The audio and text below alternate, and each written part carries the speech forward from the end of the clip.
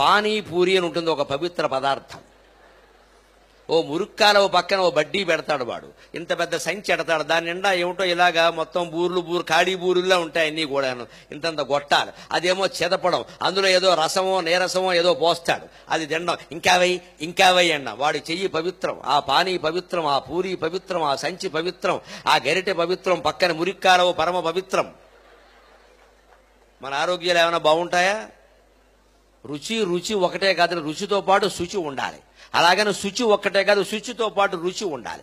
ఎప్పుడు ఆహారంలో రెండు ప్రధాన లక్షణాలు, ఒకటి శుచి, రెండు రుచి.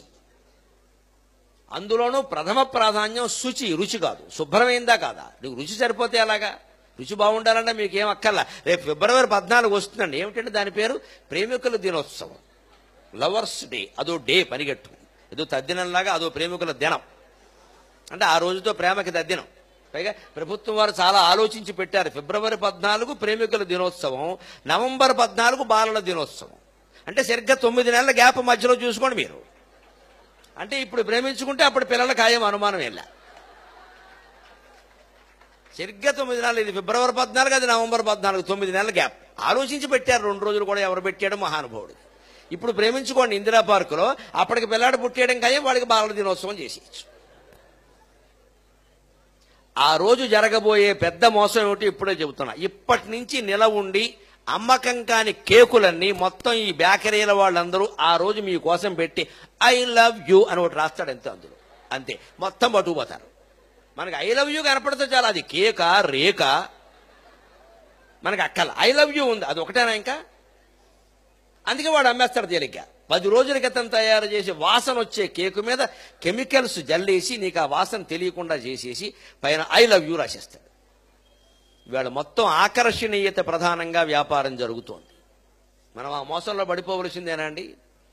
బియ్యం, ఏ బియ్యం వండాలో ఇవాళ మనకి సినిమా నటీమణులు, ఖాతాలు లేని నటీమణులు, వృద్ధ చలనచిత్ర నటీమణులు బియ్యం గురించి మాట్లాడతారా? వీళ్ళు ఎప్పుడైనా అన్నం వండారని అసలు ఇంట్లో? సినిమా యాక్టర్ చెబుతుందంటే మనకి ఏ బియ్యం ఉండాలి, ఏ మసాలా వాడాలో మరో సినిమా నటి చెబుతుంది. ఇవాళ వంట ఉండిందంటే మొగుడికి ఎప్పుడైనా అన్నం పెట్టారు అసలు వీళ్ళు? మనం మాత్రం ఆవిడ చెప్పింది మనం కొనేద్దాం, ఆవిడ చెప్తే నువ్వు కొనేవాడు. ఆ రంగంలో ఏమైనా ఆవిడకి అనుభవం ఉందా? ఎలా మాట్లాడతారండి? నేను ప్రవచనాలు చెప్పేవాడిని, రామాయణం అంటే ఏమిటో, భారతం అంటే ఏమిటో, భాగవతం అంటే పోనీ మనుచరిత్ర, వశ్చరిత్ర, అవధానం, దాని గురించి నేను చెప్పి ఫలానా పుస్తకం కొనుక్కోమని నేను చెప్పొచ్చు. కానీ ఇక్కడ పక్కనే రియల్ ఎస్టేట్ వేస్తున్నారు నాకు తెలిసిన వాళ్ళు, స్థలం తీసుకొని నేను చెప్పడం ఏంటంటే నాకేం తెలుసండి స్థలం గురించి, నేనే చెప్తానండి. అంటే వాళ్ళు నాకు డబ్బులు ఇచ్చారు, నేను లక్షలు మింగేశాను, మీకు చెబుతాను. నా మీద భక్తి ఉన్న వాళ్ళందరూ అక్కడ చేరతారు, తర్వాత నేను బాగుంటాను, వాడు మోసం చేస్తాను. ఇప్పుడు ఆ పాపంలో నాకు భాగం వచ్చినట్టు కదా. చేయవలసిన వ్యాపారాలు ఇదే, సెలబ్రిటీస్ కానీ జరుగుతున్నావు అవి. యువతరం మొత్తం మాయలో పడుతున్నారు. ఆ క్రికెట్ ప్లేయర్ చెప్పాడు, ఆ సినిమా యాక్టర్ చెప్పాడు అని మనం తాగుతూ ఉంటే అలాగా దాంట్లో ఏముందో చూడాలి. కానీ అందుకని ఆహారంలో శుచి, రుచి రెండు ప్రధానం.